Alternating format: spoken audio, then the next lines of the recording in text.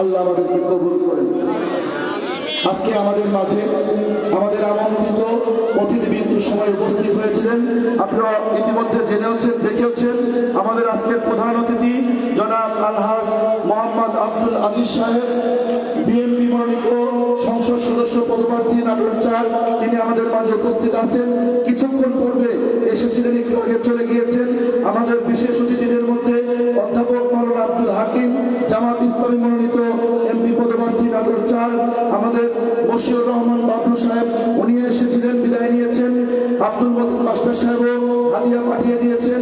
আমাদের হযরত মাওলানা উমর আলী শেখ, তিনিও এসেছিলেন, একটু আগে বিদায় নিয়েছেন।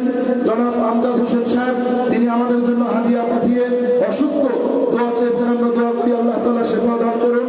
জনাব আলহাজ মোহাম্মদ দুলাল সরকার সাহেব এখানে উপস্থিত আছেন।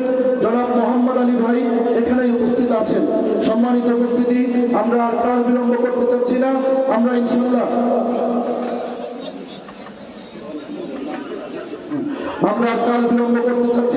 এখন ইনশাআল্লাহ আমরা অতিথিদের আমাদের কাঙ্ক্ষিত বক্তা মাওলানা রফিকুল ইসলাম মাদানীর কাছে বক্তব্য শুনব। তার পূর্বে আমাদের গুরুদাসপুর নাটোর জেলার পক্ষ থেকে তাকে শুভেচ্ছা স্বাগত জানাচ্ছেন আমাদের প্রধান অতিথি এবং আমাদের সাধারণ সম্পাদক, সভাপতি সহ সবাই তাকে ফুলের তোড়া দিয়ে বরণ করে নিচ্ছেন। জনাব আব্দুল আজিজ দিল মোহাম্মদ মোল্লা এবং সভাপতি আলহাজ মোহাম্মদ বয়াজউদ্দিন, গুরুদাসপুর এবং নাটোরবাসীর পক্ষ থেকে হুজুরকে আমরা বরণ করে নিচ্ছি। হুজুরকে আমরা গুরুদাসপুর এবং নাটোরবাসীর পক্ষ থেকে বরণ করে নিচ্ছি। আলহামদুলিল্লাহ, আলহামদুলিল্লাহ, আলহামদুলিল্লাহ। আর কাল বিলম্ব না।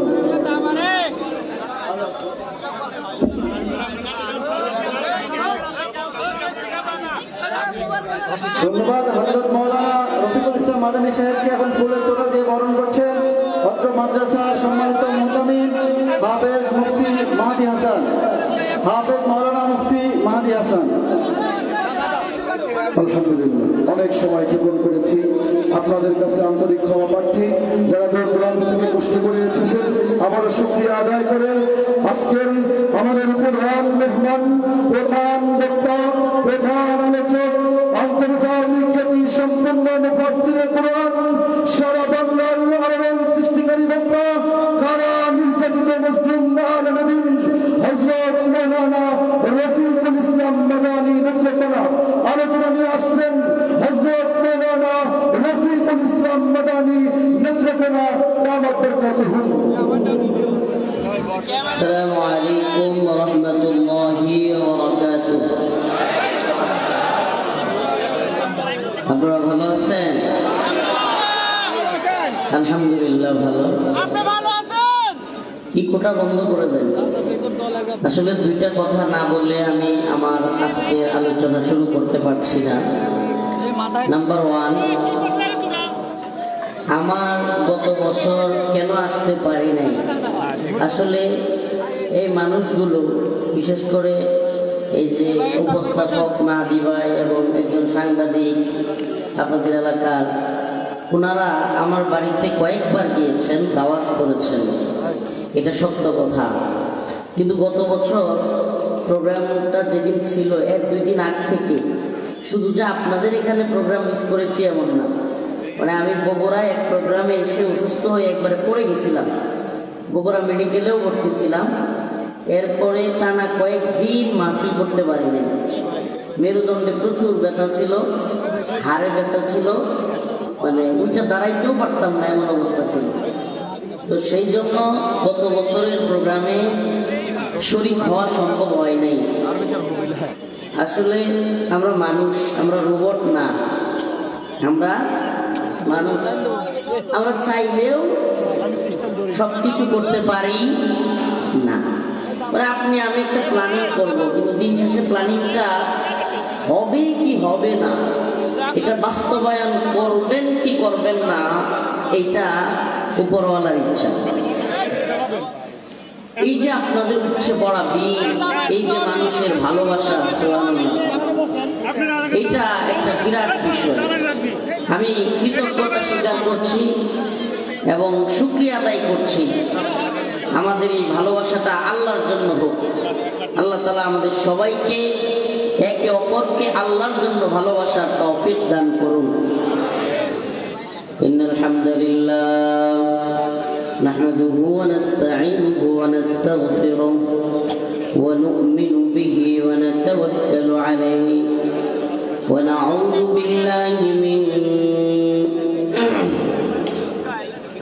ونعوذ بالله من شرور أنفسنا ومن سيئات أعمالنا من يهده الله فلا مضل له ومن يضلل فلا هادي له ونشهد أن لا إله إلا الله وحده لا شريك له أما بعد فقد قال الله تبارك وتعالى في كلامه المجيد وفرقانه الحميد. أعوذ بالله من الشيطان الرجيم. بسم الله الرحمن الرحيم.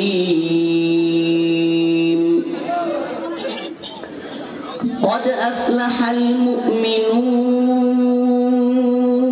المؤمنون الذين هم في صلاتهم خاشعون والذين هم عن اللغو معرضون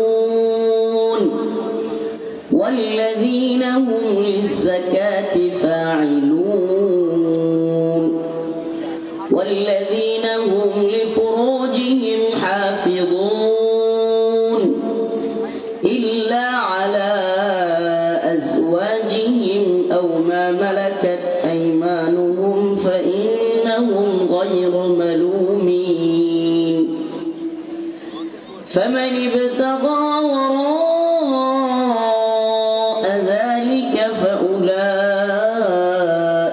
هم العادون.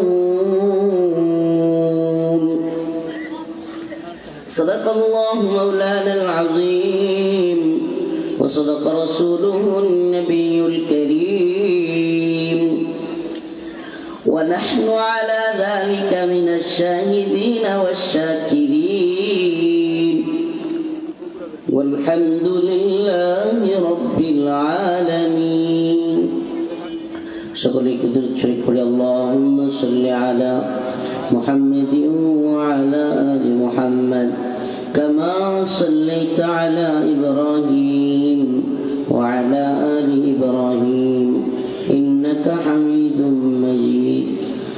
اللهم بارك على محمد وعلى آل محمد كما باركت على إبراهيم وعلى آل إبراهيم إنك حميد مجيد. উত্তর নারীবাড়ি কেন্দ্রীয় কবরস্থান ও জান্নাতুল বাকি কওমি হাফেজিয়া মাদ্রাসার উদ্যোগে আয়োজিত আজকের এই ইসলামী জলসার সম্মানিত উলামায়ে কেরাম, মুরব্বিয়ান আযম, প্রিয় যুবক ভাইরা, স্নেহের ছোট ভাইরা, পর্দানিশীন শ্রদ্ধেয়া মা ও বোনেরা, আল্লাহ রাব্বুল আলামিনের দরবারে অসংখ্য অগণিত শুকরিয়া যে মহান রব্বুল আলামিন আপনাকে আমাকে কোরআন সুন্নাহ থেকে কিছু কথা বলবার এবং শুনবার জন্য এত সুন্দর একটা ব্যবস্থাপনা করে দিয়েছেন। সেজন্য অন্তরের অন্তঃস্থল থেকে কালিমাতুশ শুকুর আদায় করে স্বতঃস্ফূর্ত আওয়াজ করে বলে আলহামদুলিল্লাহ। আরো জোরে আওয়াজ করে বলে আলহামদুলিল্লাহ। আমি আপনাদের সামনে সূরাতুল মুমিনুন থেকে 4-5টা আয়াত ছোট ছোট তিলাওয়াত করেছি। আল্লাহ রাব্বুল আলামিন যদি তৌফিক দান করেন ওই আয়াতগুলো থেকে কথা বলার চেষ্টা করব। ওমা তৌফিকি ইল্লা বিল্লাহ। প্রিয় ভাইরা আমার, বন্ধুগণ আমার, বসো। এই ডাইল ভাজা, বিরিয়ানি ভাজা, এই মুড়ি চানাচুর, বেটা ওয়াজের মাঝখানে ঘুরতেছে এগুলা। প্লিজ প্রিয় ভাইরা আমার বসেন, আপনাদের এটা রুটি রুজি বুঝছি, কিন্তু এবার মাহফিলের মধ্যে না, এটা করতে হবে বাহিরে। আল্লাহ তাআলা বুঝার তৌফিক দান করুন। আমরা তো মুমিন, কি বলেন? আমরা কি এই কথার মধ্যে কোনো বেজার আছে? আওয়াজ দিয়া বলেন। মুমিন বুঝেন যে আল্লাহর উপর ঈমান আনে, আখিরাতের উপর ঈমান আনে, তারে কি বলা হয়? কোথায় গেছেন? হ্যাঁ, শীতের রাত কোথায় গেছি? আমাদের নেতৃত্ব নাই, কয় হিতলা হয়ে গেছে, হিতলা। আপনাদের কি কয়? না না, মানে মুড়ি বস্তা খুলে রাখলে ঢাকায় বলে কোথায় গেছে, আমাদের নেতৃত্ব নাই বলে হিতলা হয়ে গেছে। হ্যাঁ, এই যে দেখতে চিনতে গেছে। আচ্ছা আচ্ছা, বুঝছি। তো আপনারা কি কোথায় গেছেন? একটু হাত তুলেন তো, কেডা কেডা পুতাইছেন? কেডা কেডা পুথান নাই? জজবা আছে, হাত তুলেন। লিল্লাহি তাকবীর, নারে তাকবীর। মাশাআল্লাহ। আমরা শেষ নবী মুহাম্মদুর রাসূলুল্লাহর উম্মত। আমরা হলাম রাসূল সেনা, ভয় করি না বুলেট বোমা। আমরা হলাম রাসূল সেনা, বলতে পারবেন? আমরা হলাম রাসূল সেনা, ভয় করি না বুলেট বোমা। মাশাআল্লাহ। তাইলে না বোঝা যাইব যে আপনারা ওয়াজের লাগি তৈরি আছেন। আর যদি আপনারাও ঘুমান, আমি একটু আগে গোপরে কুইটাইছি, তাইলে তো আর ওয়াজ হবে না। আমরা মুমিন। আমরা কি? মুমিন। قد أفلح المؤمنون।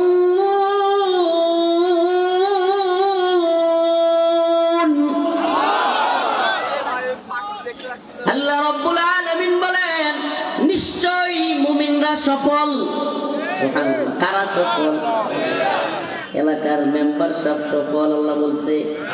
চেয়ারম্যান সব সফল, বক্তা সফল, মুফতি সফল, এমপি সফল, মন্ত্রী সফল, জজ, ব্যারিস্টার, উকিল কিংবা ডাক্তার সফল, দুনিয়ার কোটি টাকার মালিক সফল, বাড়িওয়ালা, গাড়িওয়ালা, সুন্দরী নারীকে বিয়ে করেওয়ালা কিংবা বিদেশে সেটেল হইতে পারা, এইগুলো সফল। আল্লাহ বলেন নাই? আল্লাহ তাআলা বলছেন, قد أفلح المؤمنون। নিশ্চয়ই মুমিনরা সফল। কারা? কিন্তু আল্লাহ রাব্বুল আলামিন অন্য এক আয়াতের মধ্যে বলেন, وَمِنَ النَّاسِ مَن يَقُولُ آمَنَّا بِاللَّهِ وَبِالْيَوْمِ الْآخِرِ وَمَا هُمْ بِمُؤْمِنِينَ।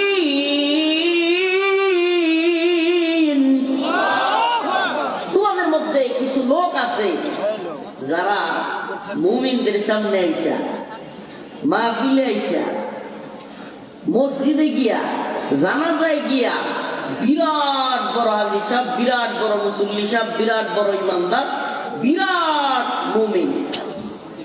এটা আমার কথা না, কার কথা? وَإِذَا لَقُوا الَّذِينَ آمَنُوا قَالُوا آمَنَّا।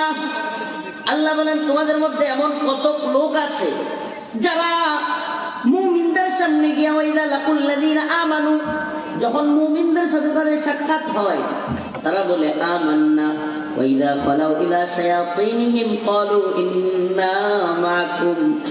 আবার যখন শয়তানের দলের সাথে মিশে, শয়তানের দল বুঝেনি, ইমানদার বাদ দিয়া যেই দল আছে সব দল শয়তানের দল।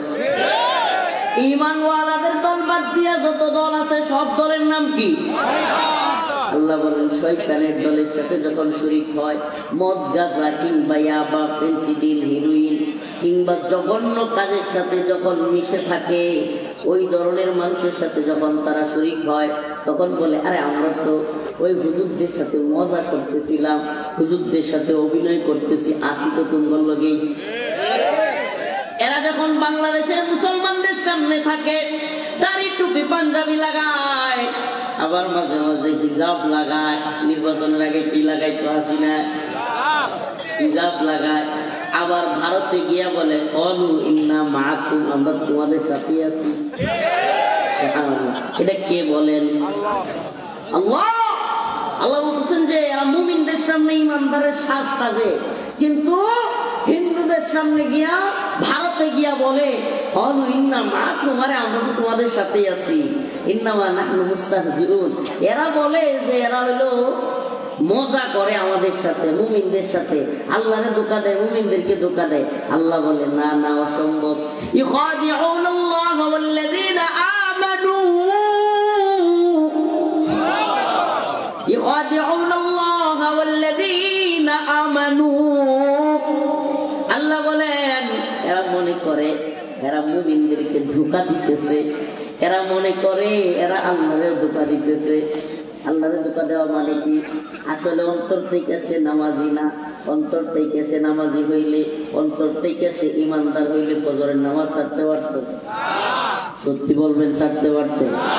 গতকালকে আমাদের নেত্রকোনা জেলার এসপি সাহেব আমারে বলতেছে, হুজুর আমার একটু নসিহত করেন। আমার খুব ভালো লাগছে বিষয়টা। আমি বললাম কি নসিহা করব?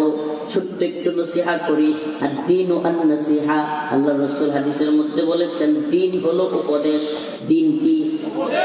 দিন হলো উপদেশ। যেহেতু আপনি বলছেন নসিহা করার কথা, ছোট্ট একটা শব্দে নসিহা করি। আমাদের সালাফগণ যেটা করতেন, সাহাবায়ে কেরাম যেটা করতেন, আল্লাহর নবীর সাহাবায়ে কেরাম, কেউ যদি বলতো আমাকে নসিহত করেন, তাইলে সাহাবায়ে কেরাম যে নসিহত করতেন এক কথাই, সেই নসিহত আপনাকেও করি। ইত্তাকুল্লাহ, আল্লাহকে ভয় করুন। কাকে ভয় করুন? এর চেয়ে বড় নসিহত আর নাই। আল্লাহকে ভয় করুন ভাই। চুরি করার ক্ষেত্রে আল্লাহকে ভয় করুন, জিনা করার ক্ষেত্রে আল্লাহকে ভয় করুন, সুদ ক্ষেত্রে আল্লাহকে ভয় করুন, মদ খাওয়ার ক্ষেত্রে আল্লাহকে ভয় করুন। যত ধরনের খারাপ কাজ আছে, কোনো কিছু সামনে আসার সাথে সাথে যদি কোনো ব্যক্তি মনে করে আমাকে তো একজন মালিকের সামনে গিয়ে দাঁড়াইতে হবে, কি করতে হবে? একজন মালিকের সামনে দাঁড়াইতে হবে। ওয়াকুল্লুহুম আতিহি ইয়াওমাল কিয়ামাতি ফারদা।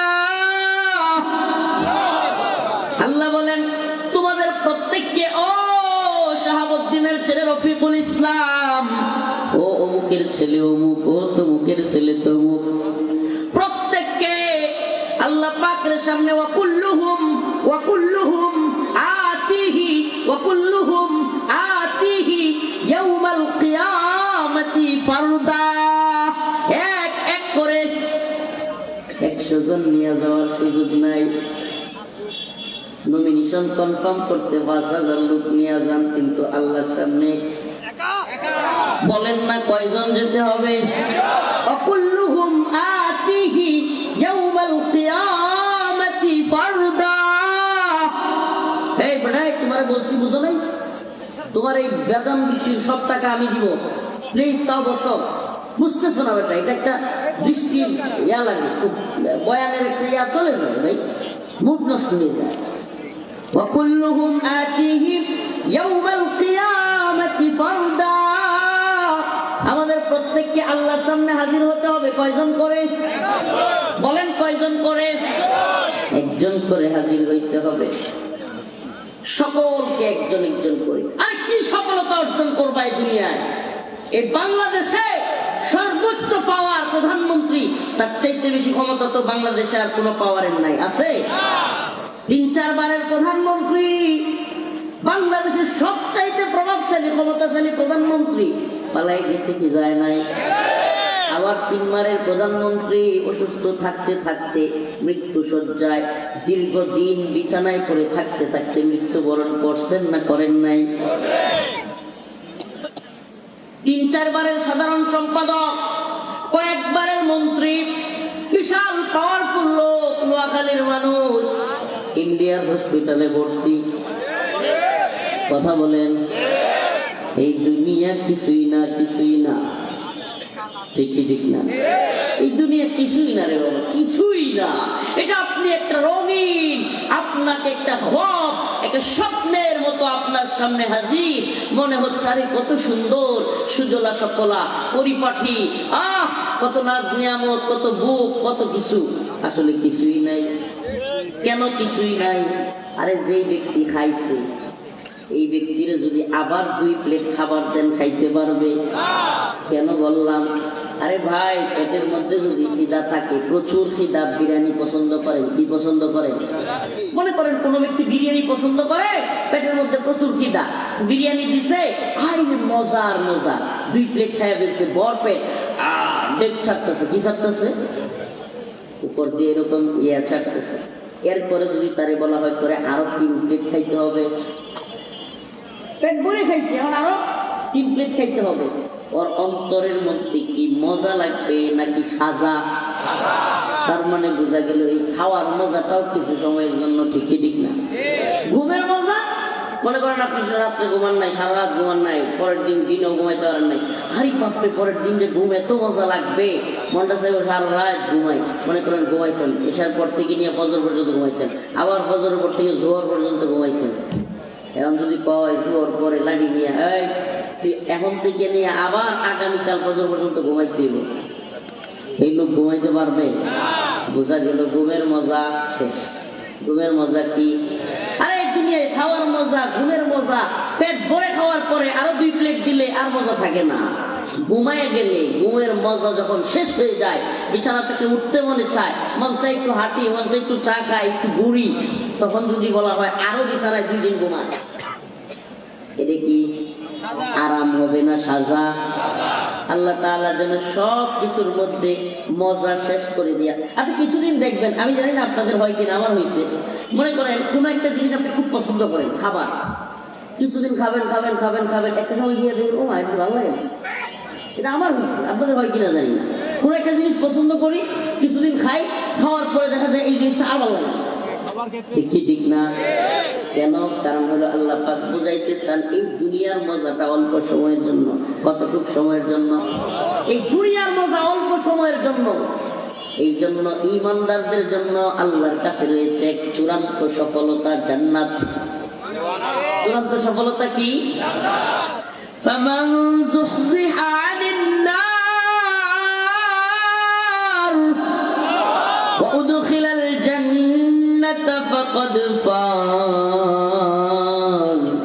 ওয়া মাল হায়াতুদ দুনিয়া ইল্লা মাতাউল গুরুর।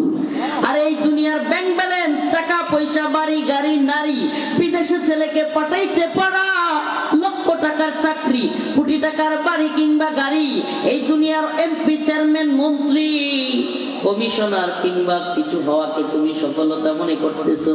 আমার রব বলেন না না না না না, এগুলার কোনোটাই সফলতা না।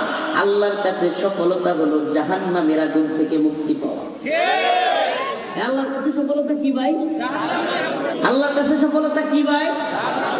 ফামান যুহজিহা আনিন নার, আল্লাহর কাছে সফলতা হলো জাহান্নামের আগুন থেকে মুক্ত হওয়া। বোঝা যায় এই দুনিয়ায় আমি সফল নাকি ব্যর্থ, এটা বুঝারই উপায় নেই।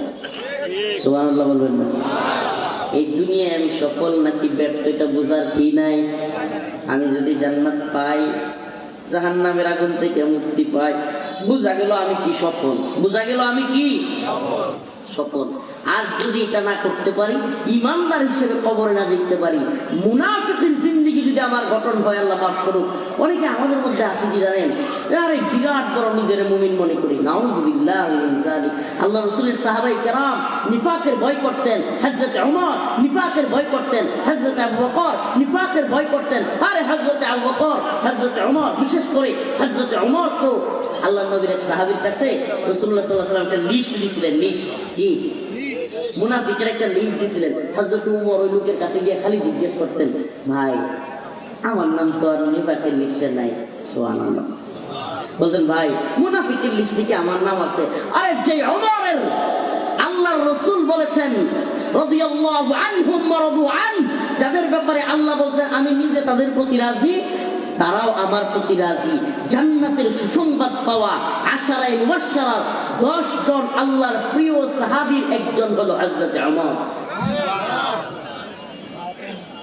আরহাম উম্মতি বিউম্মতি আবু বকর ওয়া আশাদ্দুহুম ফি আমরিল্লাহি ওমর। সুবহানাল্লাহ। সেই ওমর রাদিয়াল্লাহু আনহু, যার আল্লাহ রাসূল বলেছেন যাকে জান্নাতের সুসংবাদ দুনিয়াতে দেয়া হয়েছে, সেই লোক নিফাকের ভয় পাইতেন। কি পাইতেন? নিফাকের ভয় পাইতেন। আর আমরা নিজেরে এমন ইমানদার মনে করি, এমন নিশ্চিন্তা মনে করি, আমি নামাজ পড়ি না কি হইছে, আমি বড় ইমানদার, নাউজুবিল্লাহ। আমি রোজা রাখি না কি হইছে, আমি বড় ইমানদার। সায়ের স্টলে দাওয়াত দিতে গেলে ভাই আসসালামু আলাইকুম, ভাই একটু যদি মসজিদে আসতেন, ভাই ভাই আসুন না একটু মসজিদে যাই। ওরে বাবা মিয়া, আমি কি আপনার সাথে কম ইমানদার নাকি? আমি নামাজ পড়লে কি সামনে নামাজ চাইতে আমি বড় ইমানদার? সাফাবাজ আছে না নাই? আমি বলি ভাই আপনি কেমন ইমানদার? আপনার যে ইমান আপনাকে চায়ের স্টল থেকে মসজিদ পর্যন্ত নিতে পারে না, আপনার ওই ইমান আপনাকে জাহান্নাম থেকে জান্নাতেও নিতে পারবে না। যদি জান্নাতে যেতে চান নামাজ পড়তে হবে কি হবে না? প্রথম শর্ত হলো ইমানদার হইতে হবে। আল্লাহ বলেছেন ইন্নাল্লাযীনা আমানু ওয়া আমিলুস সালিহাত কানাত লাহুম জান্নাতুল ফিরদাউসি নুজুলা। প্রথম হলো ঈমান আনতে হবে, তারপরে জান্নাত। প্রথম কি? তারপরে প্রথম কি? তারপরে নেক আমল। ঈমানের পরে নেক আমল, তারপরে হলো কানাত লাহুম জান্নাতুল ফিরদাউসি নুজুলা। অতএব বোঝা গেল, যদি কেউ আল্লাহকে ধোঁকা দেয়, যদি কেউ ঈমানদারদেরকে ধোঁকা দেয়, এই ব্যক্তি কি ঈমানদার নাকি মুনাফিক? বলেন ঈমানদার নাকি মুনাফিক? আমাদের সমাজে এই চরিত্রের লোক কম না বেশি? ওয়াদা করলে ওয়াদা খেলাফ করে, আমানত রাখলে খেয়ানত করে, কথা বললেই মিথ্যা বলে, অজস্র মিথ্যা, অজস্র নিফাক আমাদের সামনে। বিশেষ করে নির্বাচন আসলে তো নিফাকের অভাব নেই। আল্লাহ আমাদেরকে হেদায়েত দান করুন, সবাইকে হেদায়েত দান করুন। আমি এই পক্ষ আর ওই পক্ষ বলবো না। আপনাদের এই কথার ফুলঝুরি আর মানুষকে আশ্বাস দেওয়ার ফুলঝুরি, এগুলা বন্ধ করতে হবে। 2000 ছাত্রের, 2000 শত শত আলেমের লাশের বিনিময়ে, হাফেজের লাশের বিনিময়ে, শাহাদাতের বিনিময়ে 2024 সালের 5 আগস্ট আমরা এক নতুন বাংলাদেশ পেয়েছিলাম। নাম দেওয়া হয়েছে নয়া বন্দোবস্ত সংস্কার কমিশন। নতুন বন্দোবস্ত, তারপরে সংস্কার, তারপরে আমরা নতুন এক বাংলাদেশ গড়ব। কত কিছুর ফুলঝুরি দেয়া হলো, অথচ আমরা কি দেখলাম? আজকের বাংলাদেশে আমরা দেখলাম যে তথাকথিত সংস্কারের নামে, তথাকথিত এই নয়া বন্দোবস্তের নামে আমাদের ভাই শরীফ ওসমান হাদিকে দিনে দুপুরে হত্যা করা হচ্ছে। আমাদের ভাই গতকালকেও দেখলাম এক ভাই মুসাব্বির নামে গুলি করে তাকেও হত্যা করা হয়েছে। কি চলছে? আমরা এই খুনের বাংলাদেশ দেখতে চাই নাই। আরে কি আজীব অবস্থা! দিনে দুপুরে শুক্রবারে জুমার নামাজের পরে একজন পরিচিত মুখ যুবক, তাকে হত্যা করা হচ্ছে। অথচ 6 ঘন্টা পরেই বলা হচ্ছে সেই শরীফ ওসমান হাদির হত্যাকারী নাকি ইন্ডিয়া চলে গেছে। এটা কি মগের মূল্য? এটা মগের মূল্য? তাইলে আমাকে আপনাকে মাইরাও তো যে কোনো খুনি পালায়া যাবে, কেউ ধরতে পারবে না। ও মিয়া, ও প্রিয় ভাই, আপনাদেরকে বলি, আজকে যারা এইটা নিয়ে একটু শক্ত অবস্থান নিচ্ছেন না, অবস্থান জানান দিচ্ছেন না, সে যেই দলের হন, আমি আপনাদেরকে বলি, আজকে শরীফ ওসমান হাদি, কালকে মুসাব্বির, এইভাবে চলতে থাকলে আমি, আপনি, আমরা কেউ এদেশে নিরাপদ না। কেউ নিরাপদ না। যারা আমাদের 2000 শাহাদাতের হাজার হাজার পঙ্গুত্ব বরণকারীদের পঙ্গু করার বিনিময়ে হাসিনা নামক এত বড় জালেম, যে কিনা এক জগদ্দল পাথরের মতো আমাদের মাথার উপর সওয়ার হয়েছিল, যে কিনা দেশের শত শত আলেমদেরকে কারাগারে বন্দী করেছিল, দেশ বরেণ্য উলামায়ে কেরামকে জেলখানায় বন্দী রেখে হত্যা করে বের করেছিল, আলেম উলামাদেরকে যে জানাজা পড়তে পর্যন্ত দেয় নাই, এই এত বড় জগদ্দল পাথর, এত বড় জালিমকে ছোট্ট ছোট্ট ছেলেরা জীবন দিয়ে আমাদের জন্য এই সুন্দর নতুন বাংলাদেশ গড়বার জন্য, নতুন বাংলাদেশ গঠন করবার জন্য সুযোগ করে দিয়ে গিয়েছে। আজকে আমরা কেমন বাংলাদেশ পেয়েছি? যারা আমাদের লাশের বিনিময়ে উপদেষ্টা হয়েছে, এরা আজকে বিচারের নামে তামাশা করছে। এরা আমাদের ভাই শরীফ উসমান হাদির হত্যাকারীদের গ্রেফতার করতে পারছে না, কিন্তু আলেম ওলামাদেরকে প্রথম আলো এবং ডেইলি স্টারের বিরোধিতা করবার কারণে গ্রেফতার করছে। আমি জানতে মনে চাই, এই সরকারকে হাজার হাজার লাশের উপর দিয়ে ক্ষমতায় এসে হালুয়া রুটি আর এসির বাতাসকে উপদেষ্টাগিরি শেষ করে 12 ফেব্রুয়ারি কারো হাতে ক্ষমতায় তুলে দিয়ে চলে যাবেন, বাংলার জনগণ আপনাদেরকে জুতা পিটা করবে। আমাদের ভাই শরীফ উসমান হাদির বিচার করতে না পারলে এই বৃদ্ধ বয়সে তথাকথিত নোবেল বিজয়ীরা লাঞ্ছিত হবে, অপমানিত হবে। এই লাঞ্ছনা তোদের কপালে আছে।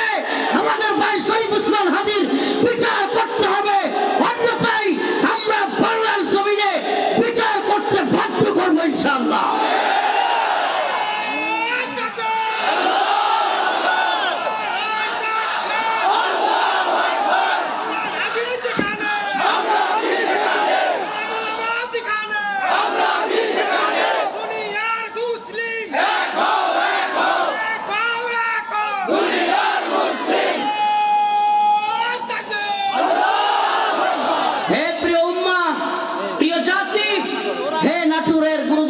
মুসলমান, ইউটিউব এবং এই আমাদের এই মিডিয়ার এই ইউটিউবার ভাইদের মাধ্যমে আমরা আমাদের মেসেজটা শুধু আপনাদের সামনে নয়, এই জাতির প্রত্যেকের কাছে পৌঁছে দিতে চাই। বলতে চাই, আমাদের ভাই শরীফ উসমান হাদি ছোট্ট একটা কথা বলেছিল যে আমি এই আজাদির লড়াইয়ে দিল্লি না ঢাকা, এই দিল্লির গোলামি থেকে বাংলাদেশকে মুক্ত করবার জন্য আমি আমার জীবন বিলিয়ে দিতে প্রস্তুত। কিন্তু আমার জাতির কাছে আমার একটা ছোট্ট চাওয়া, আমার যদি আমাকে হত্যা করা হয়, যদি আমাকে শহীদ করা হয়, আমার বিচারটা যেন হয়। এতটুকু আশা আমার ভাই করেছিল। কিন্তু এই ইন্টারিম, এই সরকার যে ছাত্রদের উপর ভর করে ক্ষমতায় আসলো, এই গাদ্দারের দল, এই মুনাফিকের দল, এই বেঈমানের দল, এই উপদেষ্টারা, এই গাদ্দাররা আমার ভাই শরীফ উসমান হাদির হত্যাকারীকে ধরতে পারল না। এখনো পর্যন্ত একটা খুনি লাইভে আইসা ভিডিও বক্তব্য দেয়। এর চাইতে কষ্টের, এর চাইতে কলিজা ফাটার আরো কিছু আছে? বলেন না, আমার আপন ভাই, আপনার আপন ভাইরে যদি হত্যা কইরা এইভাবে ফয়সাল করিম নামের যে দাউদ ফয়সাল ছেলেটা যেইভাবে ভিডিও বক্তব্য দিচ্ছে, এইভাবে যদি ভিডিও বক্তব্য আমার আপনার ভাইকে হত্যা করে দিত, কলিজায় সামলাইতে পারতেন? কলিজা সামলাইতে পারতেন? আরে মিয়া, এই তথাকথিত সিসি সে বলে এটা নাকি বিচ্ছিন্ন ঘটনা। গতকালকে নিউজে দেখলাম আরেকজনও বলতেছে মুসাব্বির হত্যাকাণ্ড নাকি বিচ্ছিন্ন ঘটনা। আরে মিয়া, আপনি যেদিন মরবেন এই দিনও আরেকজন বলবে বিচ্ছিন্ন ঘটনা। এই খুনের সংস্কৃতি চালু করতেছেন, এক খুনের রাষ্ট্র চালু করতেছেন। বিচারহীনতা, উদাসীনতা, খুন, অস্ত্রের এক লুটপাটের এক মহড়া। এই বাংলাদেশ চাওয়ার জন্য আমরা যুদ্ধ করছিলাম, আমরা যুদ্ধই করছিলাম। কি বলবো আপনাদেরকে, 4 আগস্ট, 3 আগস্ট কিংবা এই সমস্ত দিনগুলোতে আন্দোলনে নামা স্ত্রীর কাছ থেকে, আমি নিজে আমার কথা বলছি, স্ত্রীর কাছ থেকে, মার কাছ থেকে কান্না করতেছে, বাবা যাইস না, বাবা গুলি করে দিব তোরে, বাবা যাইস না। এই অবস্থায় আমরা রাস্তায় বের হয়েছিলাম, এই অবস্থায় আমরা আন্দোলন করেছিলাম যেন এই দেশ থেকে জুলুম, অত্যাচার, নিপীড়ন বন্ধ হয়, যেন এই দেশে আর কোনো আলেম ওলামা গ্রেফতার হইতে না হয়, যেন এই দেশে একটা ইনসাফের সমাজ তৈরি হয়, ইনসাফের একটা রাষ্ট্র তৈরি হয়, যেন এই দেশে আর কোনো ভারতের গোলাম আসতে না পারে। কিন্তু আমরা দেখলাম শুধুমাত্র চেয়ারের বদল হয়েছে, কিন্তু এই গোলামের দল ঠিকই রয়ে গেছে। আমরা আজাদি চাই, আজাদি, গোলামি চাই না। আমরা এক আল্লাহর গোলাম, পৃথিবীর কোন তাগুতের, পৃথিবীর কোন জালেমের গোলাম আমরা নই। ওই ডোনাল্ড ট্রাম্প আমেরিকায় বসে ভেনেজুয়েলার প্রেসিডেন্টকে তুলে নিয়ে যাইতে পারবে, কিন্তু বিশ্বের কোন মোমেন তাদের গোলামি করবে না। আমেরিকা এত পাওয়ার, এত কিছু, ভেনেজুয়েলার প্রেসিডেন্টকে তুলে নিয়ে যায়, আফগানিস্তানে এসে মাইটা খাইছে, ভুলে গেছে? কথা বলেন না। মুমিনদের কাছে এরা বাচ্চা, মুমিনদের কাছে এরা কি? বাচ্চা। কেন? ইমানদার হাসতে হাসতে জীবন দিতে জানে। জানে কি জানে না? কামানের সামনে, বুলেটের সামনে বুক পেতে দেওয়ার সাহস এবং সামনাসামনি যুদ্ধ করার সাহস পৃথিবীর বুকে মুসলমানদের মতো কারো নাই। অতএব আমাদেরকে ভয় দেখায় লাভ আছে? ভারতের মোদি ভয় দেখায়, আমাদের একজন ক্রিকেটারকে পর্যন্ত এরা সহ্য করতে পারে না। আপনি কি মনে করছেন একজন মুসলিম ক্রিকেটারকে যারা সহ্য করতে পারে না, এরা যদি পারত বাংলাদেশের মিসাইল মেরা ধ্বংস করে দিত না? কিন্তু পারবে না। কেন পারবে না? এক একটু হলো বাংলাদেশের মুসলমানরা আলহামদুলিল্লাহ, আলহামদুলিল্লাহ মুমিনরা কারো গোলামি মাইনা নিবে না। নাম্বার 2, পাকিস্তান, আফগানিস্তান, চীন, পুরা ভারতের চতুর্দিকে ঘেরাও করা আছে। আমাদের চারদিকে যেমন ভারত, ভারতের চারদিকেও কিন্তু তাদের শত্রু রাষ্ট্র। এত সহজ না।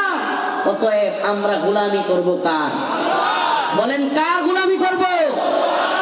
এই জন্য স্লোগান দেন, দিল্লি না ঢাকা। আমি বলি মাঝে মাঝে এটাও বললেন, ওয়াশিংটন না ঢাকা। মাঝে মাঝে এটাও বললেন। কেন বলবেন জানেন? কারণ দিল্লির গোলামি মুক্ত হবেন, দেখবেন হুট করে আই কি আমাদের নেতারা, আমাদের বড় বড় দলের নেতারা, সরকার আমেরিকার গোলামি শুরু করছে। তাইলে গোলামিটা কি তাইলে সিস্টেমে দিল্লি না ঢাকা, দিল্লি না ঢাকা বইলা বইলা আমেরিকার যদি শুরু হয়ে যায় তাইলে তো আরেক মুসিবত। তাইলে বলতে হবে দিল্লি না ঢাকা, ওয়াশিংটন না ঢাকা, গোলামি না আজাদি। এটা একটু জুড়ে বলিয়েন, আরে অন্তর থেকে বলিয়েন। এই উম্মার যুবকেরা কারো গোলামি করবে না, এক আল্লাহর গোলামি করবে। আকাশ বাতাস প্রকম্পিত করে জানিয়ে দেন, গোলামি না আজাদি, গোলামি না আজাদি। হাদি ভাইয়ের রক্ত বৃথা যেতে দেব না, হাদি ভাইয়ের রক্ত। আমাদের 3 বারের প্রধানমন্ত্রী কিছুদিন আগে চলে গেলেন। এই মুরব্বী মানুষ, উনারে যেই পরিমাণ কষ্ট হাসিনা দিয়েছে, এই দিল্লির কথায়, দিল্লির সাথে কখনো আপোষ করে নাই বলে যেই কষ্ট দিয়েছে, এই বৃদ্ধ বয়সেও এই মহিলা যেইভাবে জেলে গিয়েছে, তবুও গোলামীর রাজনীতিটা করে নাই। আল্লামা সাইদি রাহিমাহুল্লাহ কারাগারে জগৎ বিখ্যাত আলেম, দল মত নির্বিশেষে সবাই যাকে ভালোবাসতো।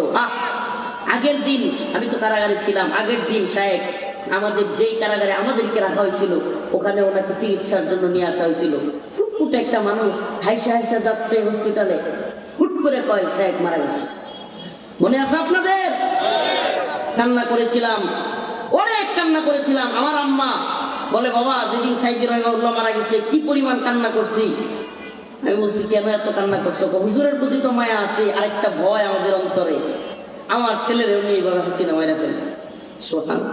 চিন্তা করেন, একটা মা তার সন্তানকে নিয়ে ভয় পাচ্ছে যে তার সন্তানকেও কিনা এভাবে মেরে ফেলা হবে। প্রিয় ভাইরা আমার, আমরা সেই দুর্দিন থেকে, আমরা সেই কঠিন মুসিবতের দিনগুলো থেকে একটা সুন্দর বাংলাদেশ দেখার জন্য এতগুলো ছেলে ফেলে জীবন দিল, একটা সুন্দর সমাজ গঠনের জন্য, ইনসাফের সমাজ গঠন করবার জন্য। কিন্তু এখন আবারও যদি পকেট আর পেটের দান্দাবাজদের হাতে চলে যায়, এই দেশ জাতি উম্মাকে নিয়ে চিন্তা না করে নিজের আখের গোছানোর চিন্তা করে, কিছু টাকা, কিছু পয়সা, কিছু ব্যাংক ব্যালেন্স, ভারতে থাকতে পারা কিংবা কানাডা, আমেরিকায় থাকতে পারার আনন্দে যদি এই দেশটাকে কেউ আমেরিকার হাতে, কেউ দিল্লির হাতে তুলে দেয়, তাইলে এই যে আজাদির লড়াই, এটা কি শেষ হয়েছে? হ্যাঁ বলেন, এই আজাদির লড়াই শেষ হয়েছে? আওয়াজ নেই। এই আজাদির লড়াই চলবে, এই আজাদির লড়াই চলবে। মুমিনদেরকে বলি, এদেশের তাওহীদপন্থী মর্দে মুজাহিদদেরকে বলি, এই উম্মার যুব সমাজকে বলি, ও উম্মার যুবকেরা তৈরি হও।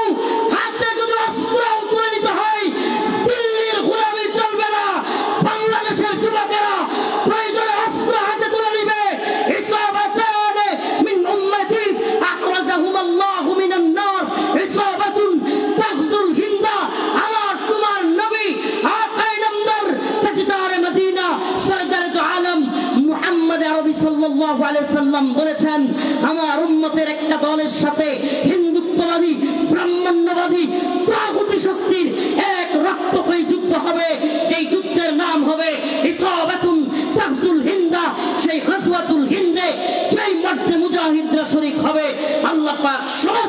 মুজাহিদদেরকে জান্নাতের সুসংবাদ দিয়েছেন। ভয় আছে? ভয় আছে? আমরা তৈরি আছি তো ইনশাআল্লাহ? আমার রসুল যার দুই ঠোঁটের মাঝখান দিয়া জীবনে কোনোদিন মিথ্যা বলেন নাই। মক্কার কাফেররা আল্লাহর নবীরে জাদুকর বলতো, নাউজুবিল্লাহ, পাগল বলতো, কিন্তু জীবনে কোনোদিন রাসূল সাল্লাল্লাহু আলাইহি ওয়াসাল্লামকে মিথ্যাবাদী বলে নাই। সুবহানাল্লাহ বলবেন। আমার সেই রসুল বলেছেন, ইসবাতানি মিন উম্মতি আহরাজাহুমুল্লাহু মিনান নার। আরে আর কারো কথার দরকারই নাই, আর কারো রেফারেন্সের কোনো দরকারই নাই, পৃথিবীর কোনো ব্যক্তির কথার কোনো মূল্য নাই আমার রসুলের কথার সামনে। ইসবাতানি মিন উম্মতি আহরাজাহুমুল্লাহু মিনান নার। আল্লাহর রাসূল বলেছেন আমার উম্মতের দুইটা দলকে আল্লাহ পাক জাহান্নামের আগুন থেকে অগ্রিম, সুবহানাল্লাহ, অগ্রিম জাহান্নামের আগুন থেকে মুক্তি ঘোষণা দিয়েছেন। যুদ্ধ এখনো করি নাই, অগ্রিম মুক্তি। সুবহানাল্লাহ বলবেন না?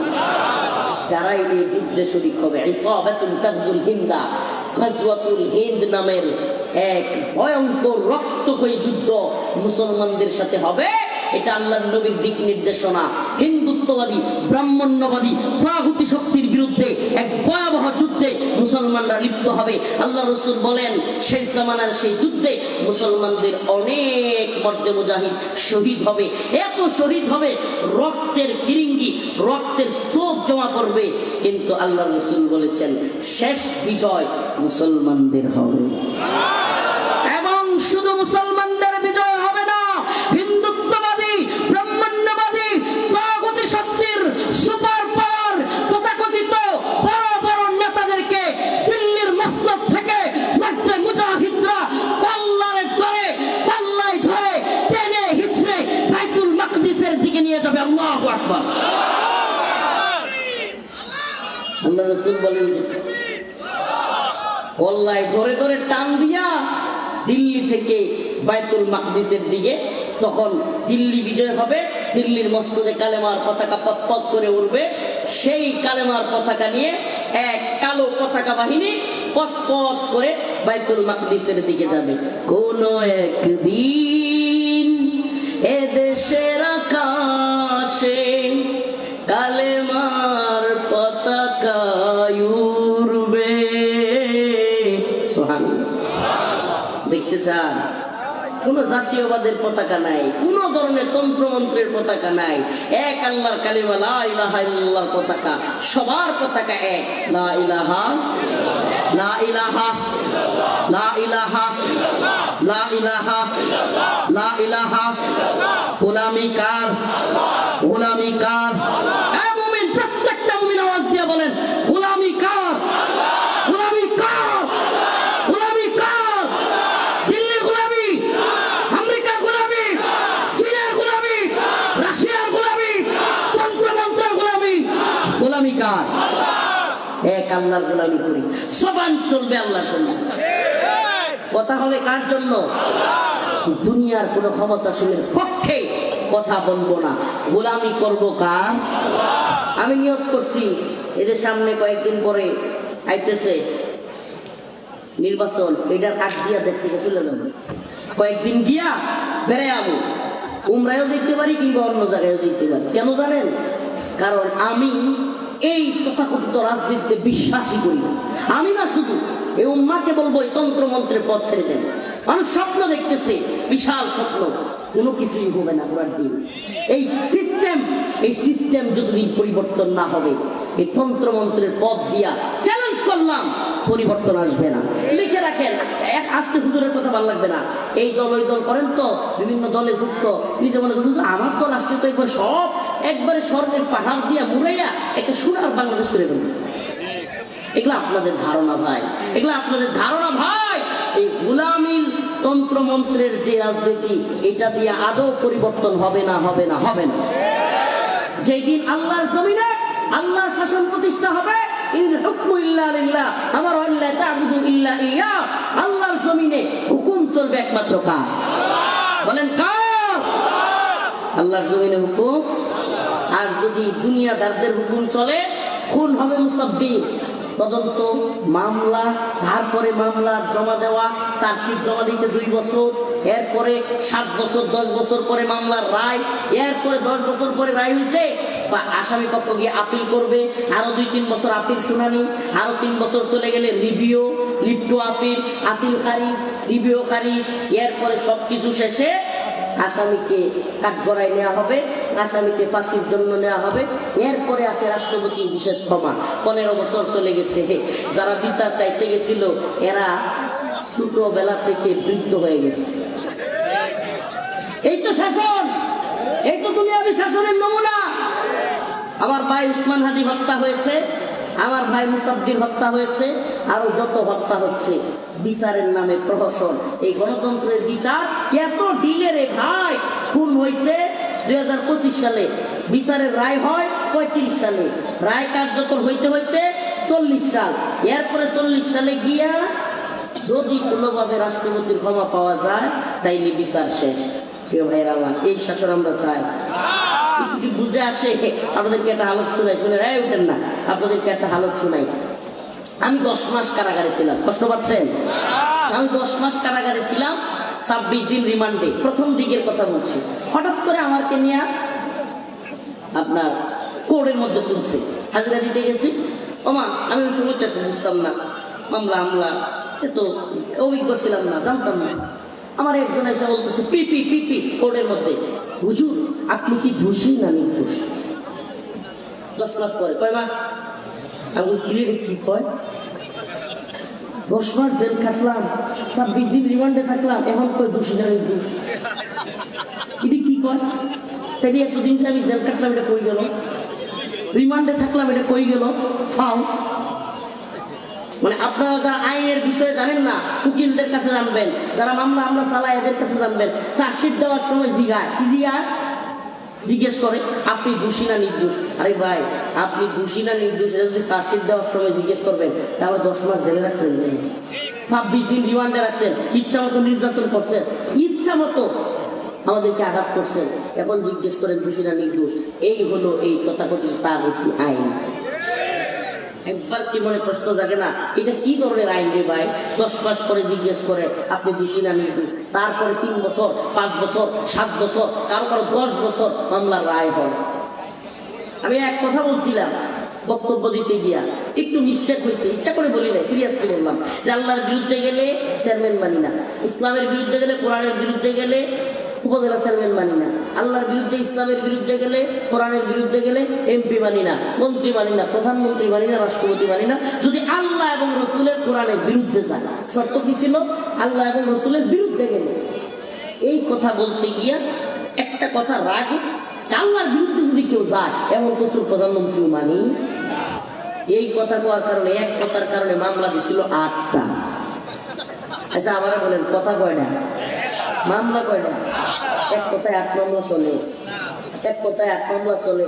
আমার অ্যাডভোকেট বিএনপি সিনিয়র আইনজীবী আমার মামলা লড়ছিলেন ব্যারিস্টার মাহবুবউদ্দিন কুপন, উনি প্রধান বিচারপতি তৎকালীন ওবায়দুল হাসান, নাম কি? ওবায়দুল হাসান, বাড়ি নেত্রকোনায়। এই লোকটা একটা ভণ্ড লোক।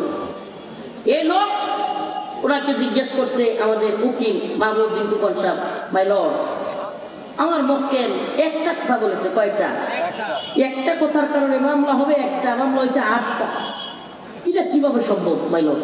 আবার একই কথার কারণে যদি একই আইনে মামলা হয়, একই ধারা হয়, সবকিছু যদি একই রকম হয়, তাইলে আপনি 4টা জামিন দিলেন আর 4টা জামিন দিলেন না, এটা কিভাবে হয়? এই বিচারপতি আওয়ামী লীগের কি কয় জানেন? কিছু করার নাই, যা দিছি। সন্ত্রাসের রাজত্ব। কি কিছু করার নাই, যা দিছি। এটা কোনো কথা হইল? আল্লাহ তাআলা এদেরকে হেদায়েত দান করুন। আরো জোরে বলেন আমিন। তো যে কথা বলতেছিলাম, এই যে একটা জুলুমের সমাজ, এই যে একটা নির্যাতন নিপীড়নের সমাজ, এই সমাজ আমরা দেখতে দেখতে এই অবস্থায় আসছি। আমরা কি আবার সেই সমাজে ফিরে যেতে চাই? বলেন, আমরা আবার সেই সমাজে ফিরে যেতে চাই? আমরা কি এদেশে আবার জুলুম, নির্যাতন, অত্যাচার এই পরিস্থিতি চাই? একটা সুন্দর সমাজ চাই। এই জন্য আজকে আয়াতে কারিমা আল্লাহ বলেন, قد أفلح المؤمنون, ইমানদাররা সফল কাম কারা? ইমানদাররা। আমরা কি ইমানদার হব? খাঁটি ইমানদার হব, তাইলে আল্লাহর কথা মানতে হবে। আল্লাযীনা হুম ফী সালাতিহিম খাশিউন, আমার আল্লাহ বলেন ওই ইমানদাররা সফল যে ইমানদাররা খুশু খুজুর সাথে নামাজ পড়ে। কি পড়ে? আমরা কে কে নামাজ পড়ি? আর করবেন না, আসুন না একটু নিয়ত করি যে আল্লাহ আজকে থেকে আর নামাজ ছাড়বো না। লিল্লাহি তাকবীর, সবাই হাত তুলেন, সবাই সবাই নারে তাকবীর। আল্লাহরে বলেন আল্লাহ আজকে থেকে নিয়ত করতেছি আর নামাজ ছাড়বো না। ভাই ভাই এই চার পাঁচটা লোক বলতেছি, সবাই কয় না ভাই রে, এই বলার দ্বারা যদি আল্লাহ আপনারে পছন্দ করেন, আল্লাহ যদি আমাদের মুমিন মুসলমান একেবারে আল্লাহ নেক বান্দা বানায় নেন, তাইলে তো আল্লাহর দরবারে কবুল হয়ে গেলেন। এতটুকু বলতেও কি লজ্জা লাগে? বলেন আল্লাহ আজকে থেকে নিয়ত করছি আর নামাজ ছাড়বো না। আল্লাহ তওবা করতেছি আর নাফরমানি করব না। আল্লাহ আপনি কবুল করেন। আরো জোরে বলেন আমিন। ওয়া আখিরু দাওয়ানা আলহামদুলিল্লাহি রাব্বিল আলামিন। আসসালামু আলাইকুম ওয়া রাহমাতুল্লাহি ওয়া বারাকাতুহু। খাস করে দোয়া চাই আল্লাহ আমাদের সবাইকে খুশু খুজুর সাথে নামাজি বানান, প্রকৃত ঈমানদার হিসেবে কবরে যাওয়ার তৌফিক দান করুন। আলহামদুলিল্লাহি রাব্বিল আলামিন الرحمن الرحيم مالك يوم الدين إياك نعبد وإياك نستعين أي الله أكبر وردقار عالم আমাদের জীবনের জিন্দেগানের সমস্ত গুনাহ খাতা maaf করিয়া দেন। আয় রব্বুল আলামিন মাওলাই করিম আমাদের সবাইকে নামাজি বানায় নেন, দিনদার পরেজগার মুত্তাকি বানায় নেন। আয় রব্বুল আলামিন মাওলাই করিম আমাদের সবাইকে ঈমানওয়ালা মৃত্যু দান করিয়ে ফিলিস্তিনের মুসলমানদেরকে হেফাজত করিয়েন। Bosnia, Chechnya, Mali, Somalia, Yemen, Afghan, Uyghur, Kashmir, Arakan সমস্ত ভূখণ্ডের মুসলমানদেরকে হেফাজত করিয়েন রব্বুল আলামিন মাওলাই করিম। আল্লাহ আমাদের মধ্যে যাদের বাবা নাই, অনেকের মা নাই, তাদের সকলের মা বাবার খবরকে জান্নাতের বাগান বানায়া দিয়ে আল্লাহ আমাদের সবাইকে সহি সালামতে ঈমানের সাথে মৃত্যু দান করিয়েন, অসুস্থদেরকে সুস্থতা দান করিয়েন, ঋণগ্রস্তদের ঋণ পরিশোধ করার তৌফিক দান করিয়েন। সুবহান রাব্বিকা রাব্বিল ইজ্জাতি আম্মা ইয়াসিফুন। আল্লাহ উত্তর নারীবাড়ি কেন্দ্রীয় কবরস্থানে যারা শুয়ে আছে প্রত্যেক কবরবাসীর কবরকে জান্নাতের বাগান বানায়া দিয়েন রব্বুল আলামিন মাওলাই করিম। আল্লাহ আমাদের সবাইকে ঈমানের সাথে মৃত্যু দিয়েন। সুবহান রাব্বিকা রাব্বিল ইজ্জাতি আম্মা ইয়াসিফুন ওয়া সালামুন আলাল মুরসালিন আলহামদুলিল্লাহি রাব্বিল আলামিন। আসসালামু আলাইকুম।